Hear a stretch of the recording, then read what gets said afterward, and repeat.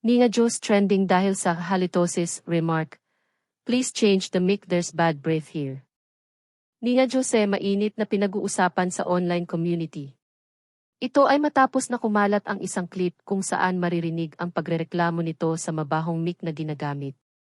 Sa nasabing video, mapapanood na napansin ng mayor ng Bayambang na sininya ang mabahong mic habang nagbibigay ng speech. Walang preno ito sa pagsasalita at kaagad na tinawag ang assistant na si Poca upang palitan ang ginagamit na mic. Mabaho umano ito at amoy bad breath. Habang tumatawa, sinabi niya na ayaw niya umanong magkahalitosis. Ayon kay Ninya, Poca cannot change the mic, there's bad breath here. Sorry, mabaho talaga yung mic. It's amoy maasim. I don't wanna have halitosis, you know. Nagtrending ang nasabing video dahil marami ang pumuna sa reaksyong ito ni Ninya.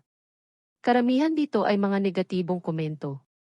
Ayon sa nakararami, hindi raw dapat ganito ang asal ng isang public servant. Pwede niya naman umano sabihin ang ganitong bagay habang naka-off ang mic. Ipinahiya umano nito ang taong huling gumamit ng mikropono.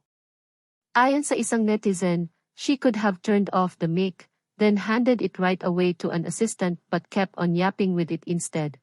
She should have shown grace under pressure, she is a public servant pa naman. Ayon sa isa pa, nakakaloka to. Talagang inanos pa sa mic na mabaho.